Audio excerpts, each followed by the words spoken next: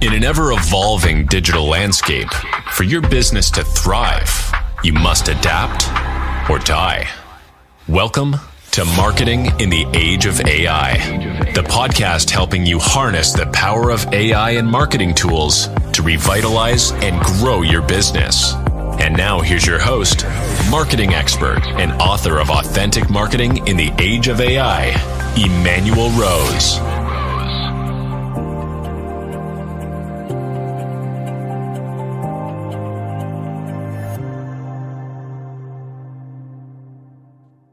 All right, I'm Emanuel Rose, Marketing in the Age of AI, and I'm joined today by Jim Clark, who has had a long and illustrious career in the outdoor industry both as a CEO and as a consultant, and has been through strategic planning a number of times. And I'll let Jim give me the head count of how many times that is, but I appreciate you spending some time reviewing this with me, Jim, and I appreciate and am grateful that you'll share your expertise with us.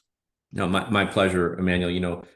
I've been doing strategic planning for a long time in the companies that I ran, and then from a consulting standpoint, many clients. I'm not even sure how many, both in public and private sector, mainly state governmental agencies in the public sector. And one of the things that I have found is so many organizations, as you probably work with in your consulting firm, Emmanuel, they get pretty excited about strategic planning. It always sounds fun and exciting, and they dive in, and sometimes it's very confusing. It lacks structure, and I think commonly, it lacks mechanisms to execute at a high level.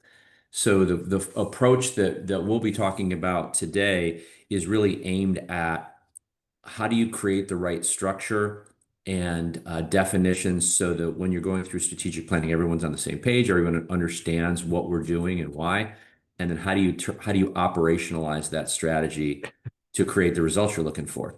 That's what I was always most interested in is let's get some stuff done, right? That's in alignment with our goals. So that's the approach. Yeah, and I think that's the CEO's role, right? And that's what I get a lot from the CEOs. Like, that's great. We've had 2 meetings, but when are we going to get stuff happening, right?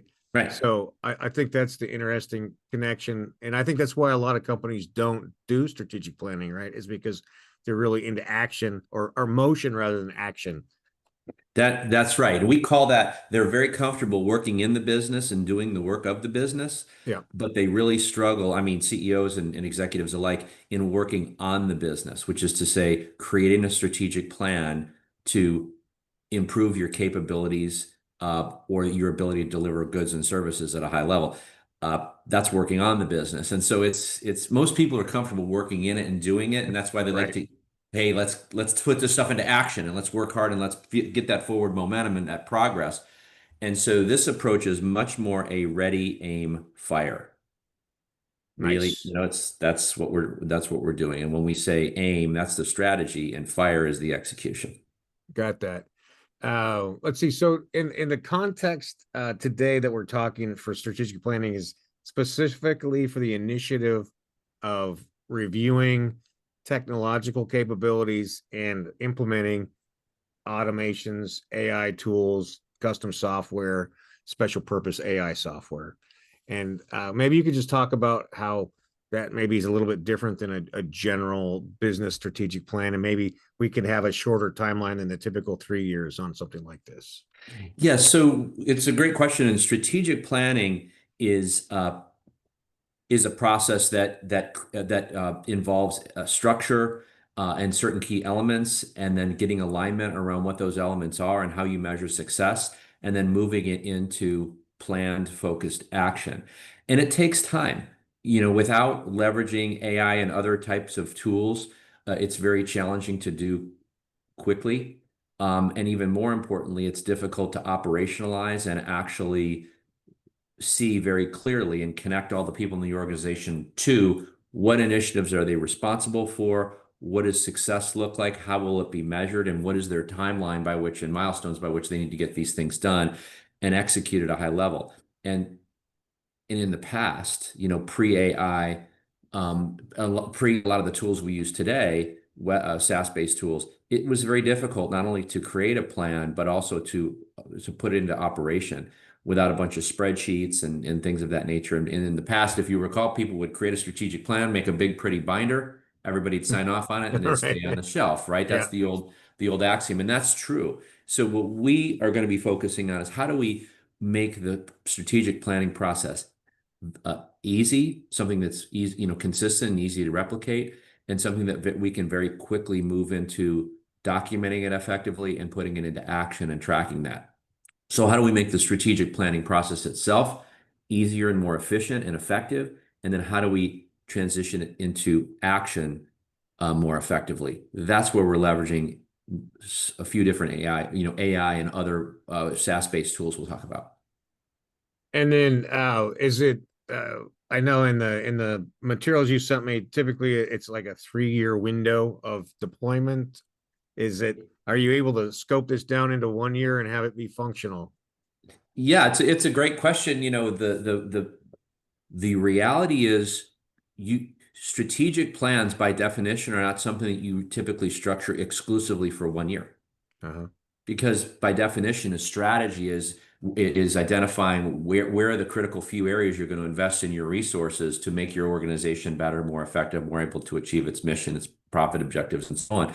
And in order to do that well, the planning horizon of 1 year causes us to think very compartmentalized and, gosh, what can we accomplish just this year with just the resources we have today? Right. And so it's very limiting. It's like putting a governor on the engine. So by having a planning horizon that's 3 years or even 5 years, I prefer three because you can get your head wrapped around that more effectively, but it depends Yeah, upon the industry, right?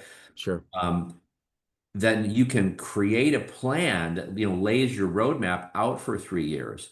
But what we then do is work back and say, well, then what is it that we need to accomplish 2 years out, and what is Uh-huh. it that we need to accomplish 1 year out? And then we get really focused and detailed on what we're going to be doing over the next 3, 6, 12 months. So we take it right to ground, but I don't often or ever strategically plan for anything less than 3 years because you Yeah. want to think expansively about what's possible for your business and therefore not be limited by a time horizon, but when you start to execute, we want to plan in a very detailed way for that less than 12 months. What are we Yeah. going to do?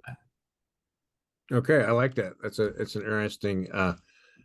interesting time horizon, and yeah, some industries, for instance, the AI software industry, very difficult to plan 3 years out right now. Probably seems like a millennium. Oh, I Um, mean, yeah.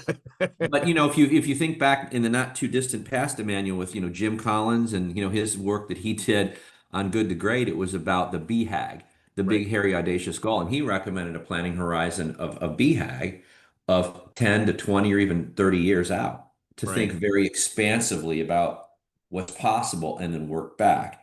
Yep. That has a lot of power and still has some relevance. But what we're going to be talking about today in today's world, I believe, is something that's got a much nearer term planning horizon that then we can execute effectively against. Yeah, I love it.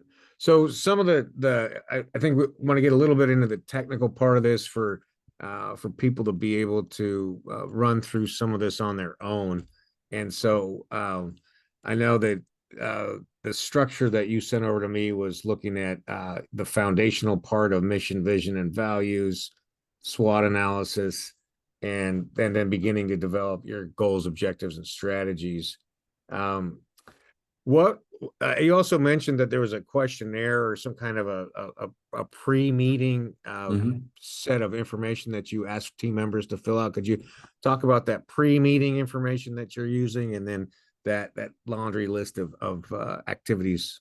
Yes, yes. So let's start at the top, because that pre-meeting questionnaire really involves step two, which is the SWOT component. Uh-huh. The environmental scan. Step one, though, is to really make sure the organization is clear on what is its mission. What is it? Why does it exist? Right. Um, what are its values? And what is the vision for the organization that you want to achieve? What mountain are you climbing? Hmm. Right. So it's the vision of an organization is intended to be more aspirational, that describes a desired future state. It can be very short and concise, but that's what it's intended to do. So those are the foundational elements of any organization's strategy, is the mission, why you exist. Of course, the vision of intended future, and the core values is what do you, what are your closely held beliefs? So what do you stand for? So when I engage with a client, I typically review what they currently have, because most organizations have those elements in place, and ask them, do you want to update these? Are they Right. still relevant? I don't like to burn a ton of time on them if they already have them, because it can be fairly time consuming. Right. However, it's really important that the mission is clear. There is a vision for an intended or desired future that's aspirational, and there's clearly stated core values. And by the way, and a side note on core values is 3 or 4, Mhm. not a laundry list of virtues. Right. Accountability, responsibility, integrity. It's what are the unique values that you hold dear to your organization that your people all care about, and articulate those, like 3, 4, 5 at most. So, Right. because people can't remember more than that. As Yeah. you know, I'm a big guy of rule of threes. People can remember three things in Right. threes. So I Absolutely. would say 3 core values, and just make them great.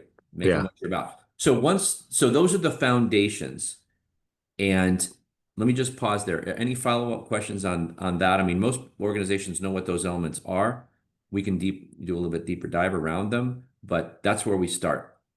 Yeah, I like that. I think the question that comes up for me is, in an organization, let's say, is there a ratio of the number of people who should be on this committee that's doing this work? Or how do you pick that group of people? If I'm the CEO of a company that has 25 people, what's that process like? Yeah, so 25 people, not a very big organization, right? But even if it was 250 or 2,500 people, the approach is somewhat similar, or at least the answer to your question, and that is who would be involved in the group. It's typically what I recommend is it's typically the CEO and all of the senior leaders that report to the CEO. Hmm. You cannot, as a leader or leaders of an organization, you can't uh, you have to own the strategic planning process. You can't delegate it. Right. A lot of leaders are like, I'm too busy for this. That's BS, Right. right? That truly is. It's a fundamental to their jobs is lead and set direction. So it's the CEO and the folks that report directly to the CEO. And then I believe that I always recommend looking out in the organization and identifying, maybe let's say that group is 6 people, the CEO and Okay. 5 direct reports, just Yep. to put it to ground. Then you would say, well, what other folks in our organization really have a strong understanding of our business, our customer base, kind of who we are, what we're about. They're kind of your future superstars, Yeah. and who also best reflect the company's core values, right? Love it. And the old Jim Collins Mars group. If you're going to restart your company on Mars, who would you put on the Right. on the rocket, right? Yeah. Yeah. And so it's who are those people? And they should represent other, kind of cross functions within the organization. They don't have to necessarily be the next level down. They can be a combination of, great people can exist throughout an organization, even on the front lines. And so Sure. getting a group of people that's probably somewhere around 10, maybe 12 at the most, I've found is a good number to go through this process and be fairly inclusive in terms of different points of view and perspectives without getting unwieldy. Yep. And then once the initial strategic plan is created by that group, you can start to socialize and get input in different ways deeper in the organization. But that's where we start.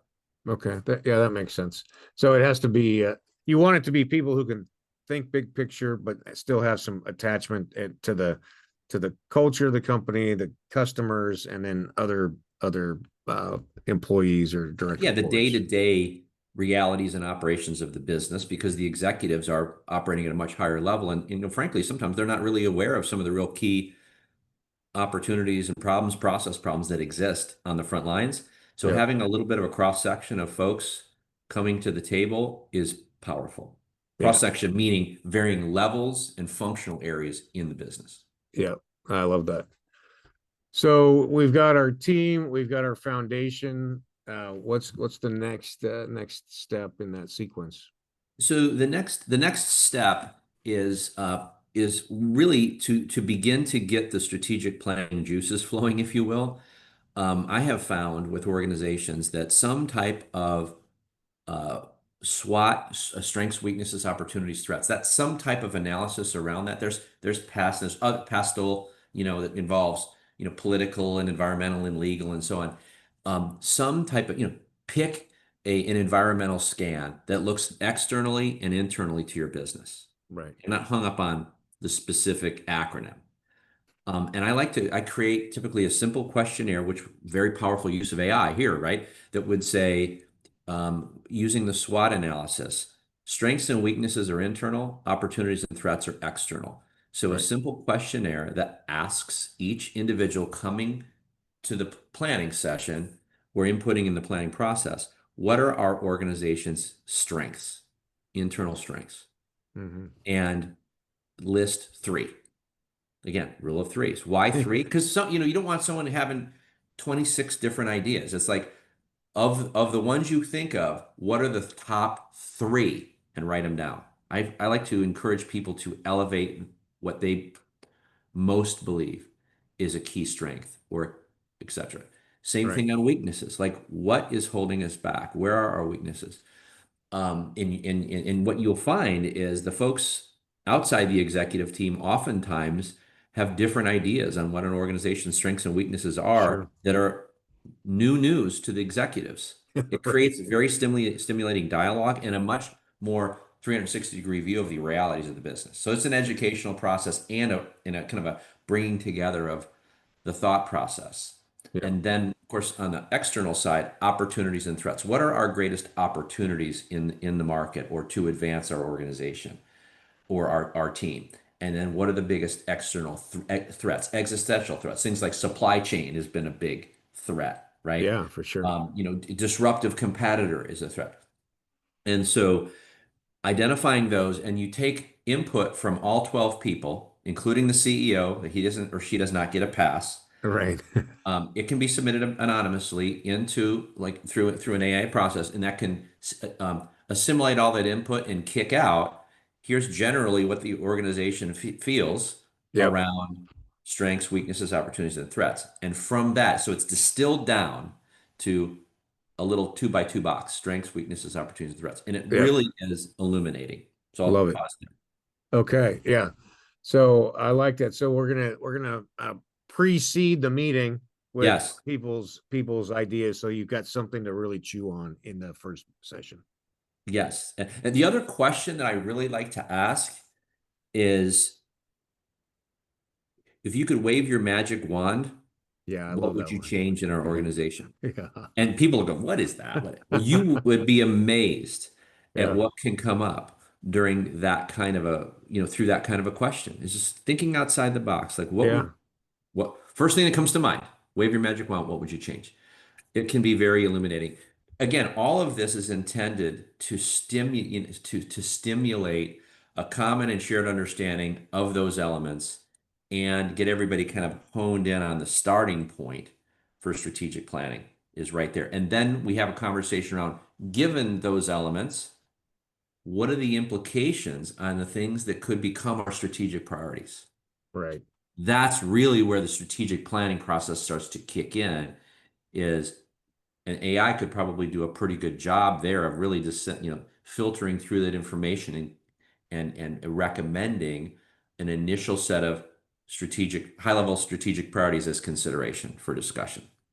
Yeah, absolutely. Well, they had to be able to take that SWOT analysis and then build at least a draft of the Yes. goals, objectives, and strategies, and then Again, it's all part of making the process more inclusive and include a lot of ideas from that group, yep, distilling it down quickly through the use of AI type tools, and, yep. and bringing it back for then setting up the next step as quickly as possible. Yeah, and so obviously there's tools like SurveyMonkey and those types of tools. Google's got a survey tool like that, but I love that Mentimeter tool that you sent me, and it's really easy to use, and it's amazing to have that data from not just the strategic planning, but also from the talks that I'm doing. it is very illuminating to see where people are in No, in and the that's process. excellent. And imagine that use of that tool in initial strategic planning meeting where everyone inputted all that information and you have a little bit of a straw model coming out Yeah, as a starting point, and just asking two or three Mentimeter questions to the group yeah, around what is your initial impression of this in a right. word? Yeah, Boom, boom, boom, boom, boom. right. How would you rank these? Rank them, and then Yep, see it come together live. It's all part of creating a shared understanding, a shared direction as quickly as you can, uh, but not it being the CEO or a couple of vocal senior leaders driving it, but right. rather having it come organically through this process that's bringing everyone's best ideas to the forefront. So yeah, it's great, and that tool is one of others, but that's a really good tool to see it where everybody's at, as you Yeah, suggested.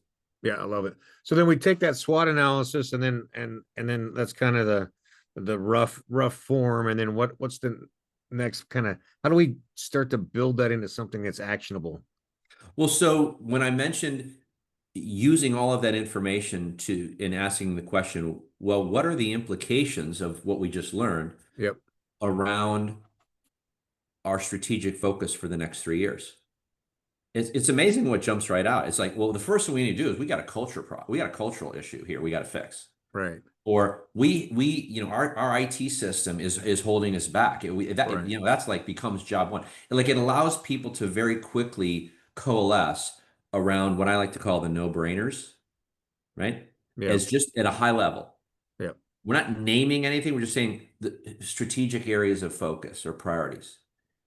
Then it kicks in the first step of the strategic planning process after you've done this environmental scan and so on. And I like to use um, what a pretty standard like Harvard Business Review structure called GOST or GOST, which is uh-huh. goal, objective, strategy, tactic. It's a strategic architecture that works well. There are many others. I don't get hung up on what type of structure, but what I do require of my groups is you have to have a structure and everyone needs to understand the definitions. Right. Because without that, people can get wrapped around the axle and very confused very quickly about what's the difference between a goal and a tactic and a strategy and objective and a priority and an initiative. It literally becomes very confusing very quickly. So have a structure, define the terms, make sure everybody understands the terms. I Yeah, like Ghost because it's simple and it's powerful. So if you think of it, would you like me to describe those? yeah, that'd be great. Yeah, because So the we, first, yeah, so at a high level, goals are what generally you want to accomplish. What generally do you want to accomplish? Increase revenue, as an example. That's a goal. We want to increase revenue. yeah, Objective is what specifically you want to accomplish. Increase revenue by 25% by 12/31/2025. Now we know how far we want to move the needle, how fast. That's really, really important to know what generally and what specifically you need to accomplish because the strategies and tactics are the how. yeah, So strategies are how generally are you going to accomplish that goal and objective because there's lots of different potential strategies or ways in which you could increase revenue. So that's where you have lots of rich dialogue around potential strategies and prioritizing those and getting everyone's input and so on. Once those strategies are clearly defined, let's say you have two or three strategies for that particular goal that are focal points for the organization, then it's the tasks become the work. right. Okay. What specific or how specifically are you going to accomplish those strategies to achieve those goals and objectives?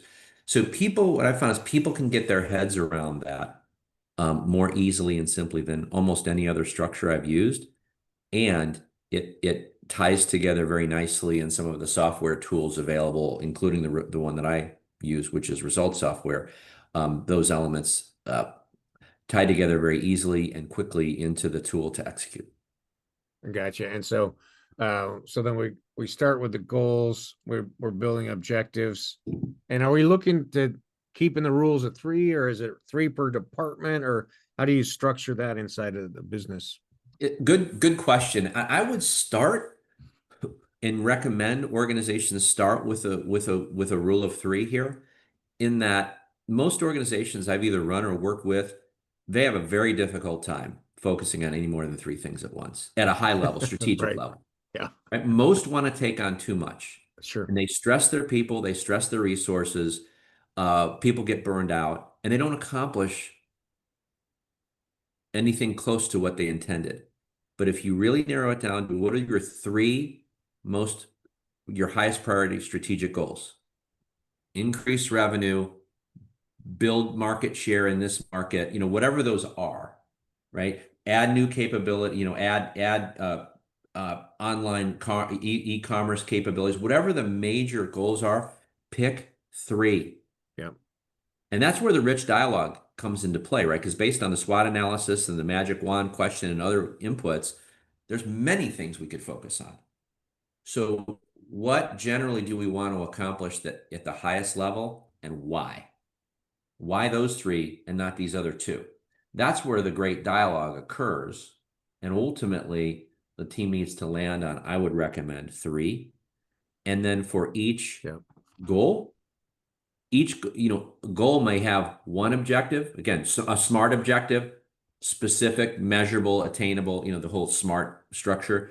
That applies to objectives, right? So you want to be very clear. So with the revenue, increase revenue by 25% by year end, that it might only be one objective, or there may be a couple, because the revenue mix may be important. Right. Increase online sales by 25% of revenue, or change the balance between direct to consumer and retail sales. You could include that if you want to, but usually 1 or 2, maybe 3 measurable objectives per goal is sufficient to then lead to the strategies. And so in this situation where we're talking about absorbing this technological change, in this, where is that I guess, not necessarily a SWOT, but it would be a goal. So we're going to implement AI in order to increase efficiency, decrease costs, and potentially increase profitability. So how do we structure that in your system? Yeah, like for example, fully or embracing or utilizing or leveraging AI to improve company performance or accelerate company performance is a high level goal. It's saying we have a strategic intention or goal that says we want to focus on leveraging artificial intelligence to improve many aspects of our business. The objectives would then frame what specific areas of the business do you want to improve using AI, and by how much? We want to, shorten call wait times by X amount, by this date by leveraging AI. We want to improve inventory management, whatever those are. It really gets very clear on what specific areas of the business you're trying to leverage using AI, as opposed to it being wide open, free range running. Because that type of ambiguity doesn't get you anywhere. It's the specificity, the strategic intention and specificity that propels you forward. Once you know that you're going to be using and leveraging AI in these 2 or 3 areas of the business, the strategies kind of start writing themselves, don't they? Oh, nice. Right? And then the tactics are, well, then where do we start? Who owns it? What's the first milestone? By 6 months from now, where do we want to be? Like that all comes into the tactics. And then that's tracked in some software approach like Result Software. You can actually see and hold people accountable to driving that improvement against your goals and objectives. Let's see. So then, about how many meetings, how much time, how much allocation of resources should a company in general put to this process?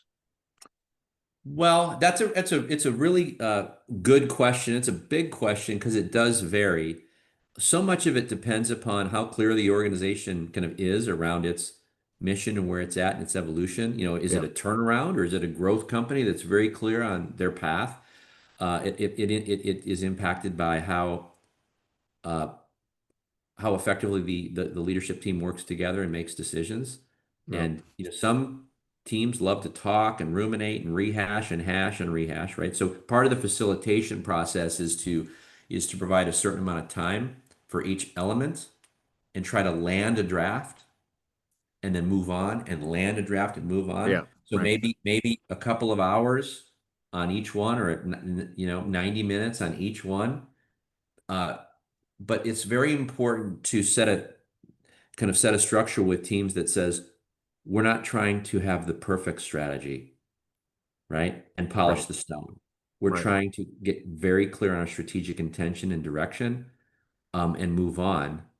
And we'll let's get it 80% and go. If we can get it kind of 80% where the team feels pretty good about it, let's say Right. we have our goals. Now let's work on objectives and move on and get those 80%. Because in my experience, those strategy, all of those elements of the strategy, goals, objectives, strategies, tactics, they get refined over time and improved over time if they're worked and reviewed regularly, which we'll talk about a little bit later. Yep. Yeah. Yeah. They get so perfection is the enemy of good. You've heard that axiom. You're Yeah. not trying to get perfect. So it's like, let's get it 80%. Everybody's like, yeah, I'm there. We're good. Move on. Document it, hopefully in a software tool. Yeah. Document it and move on, right? And if you're using Menti to get input, right, and you can see how it's coming, you can very quickly gauge where the group's at relative to their highest priority goals and objectives very quickly by Yeah. using that kind of tool. So you can use those types of tools to accelerate the decision-making process so that you can land that 80% draft and move on. So to answer your question, creating assuming you're not redoing any foundations, mission, Right. vision, values, which can take, in some cases, organizations take months, which is crazy. Yeah. Uh, but you need to have them right. But assuming that that's solid, getting to pre-meeting with all that information coming in and being played back to the group, getting to your strategic, your high-level goals, getting 3 goals done in a meeting in 90 minutes, very doable. Having another meeting coming back saying what then are the strategies and Yep. landing that, Yep. excuse me, the objectives and landing that, or have people go out between meetings and identify potential objectives for those strategies and come back, and coalesce around what is the input, and maybe even using Menti or other tools to bring them all up on the screen and see where they, the Pareto of potential objectives and lay that out. Yep. It's all about using those tools to very quickly get all of the input in front of the group to land a decision quickly so that people don't get strategic planning fatigue. Right. Executives are notoriously impatient, Yeah.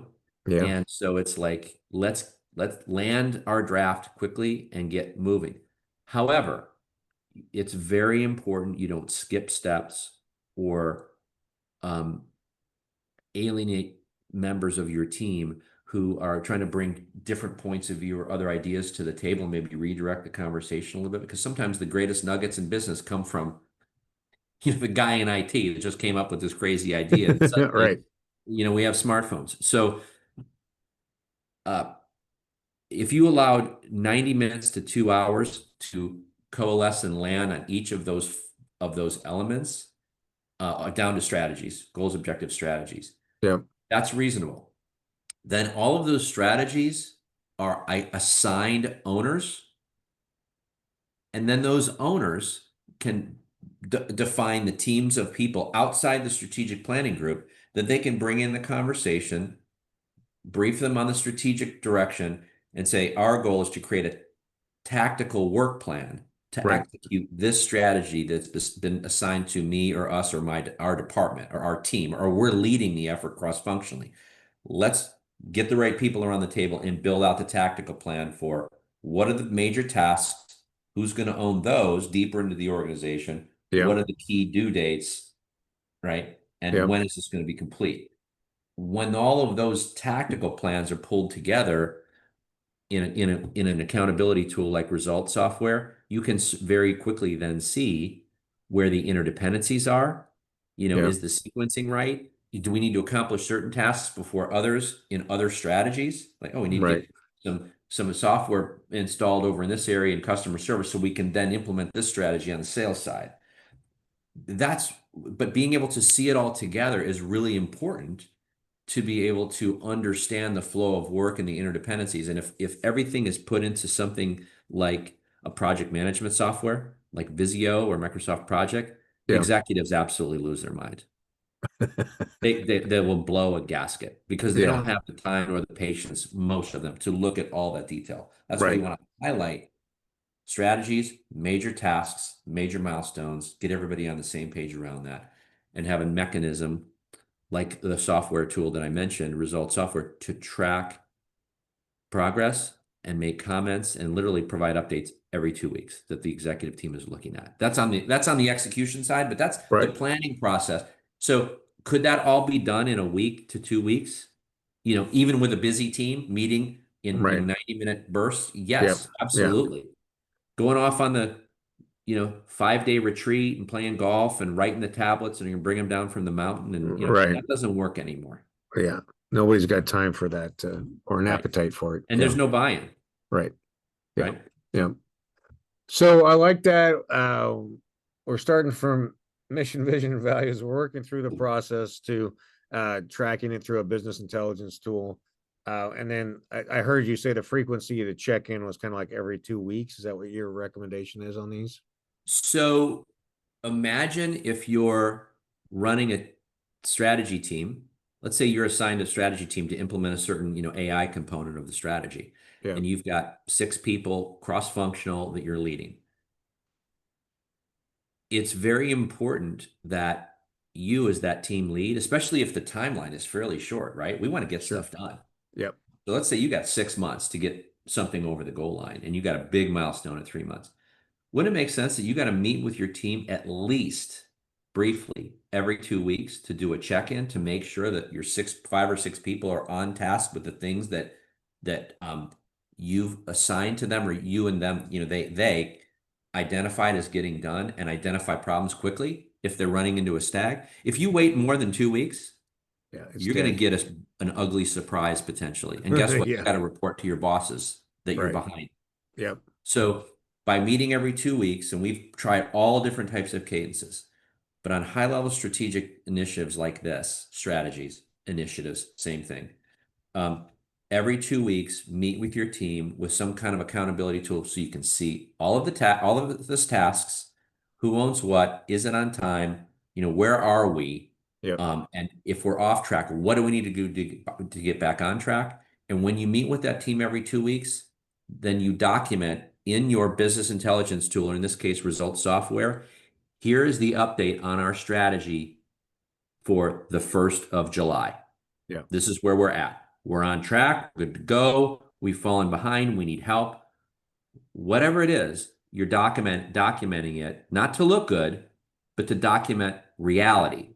Right. Because then the leadership team as a group should be reviewing those comments across those strategies every 2 weeks, because it literally takes 15 minutes to see who's on track, but more importantly, are there any roadblocks we're running into?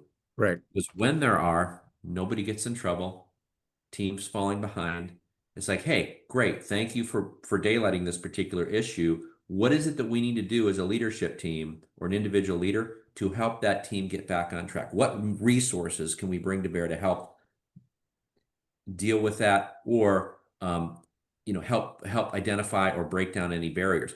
Because that is really the role of the leadership team, is to set direction, facilitate implementation, not to do the work, but Right. facilitate. If you can't see it, you cannot manage it.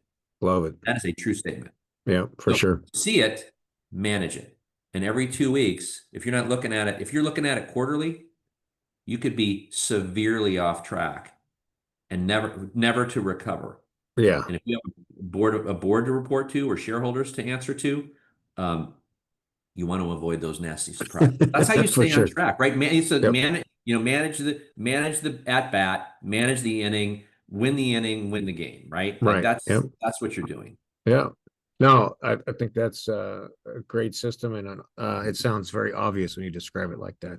It's deceptively simple, and yet Very. most organizations do not have the patience or the fortitude to execute at a high level. That's what high level execution actually looks like. Right. It's not Everybody. by accident. It's not by working harder.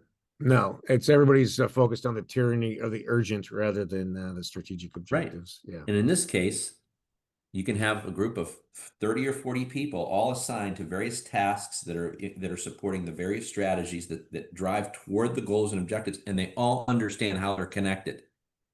Right. Right? Yeah. Yeah. Because it's all documented. They can see if I need to do this, and then this happens, this strategy feeds into this goal, and that's going to propel us forward and achieve our vision. Right.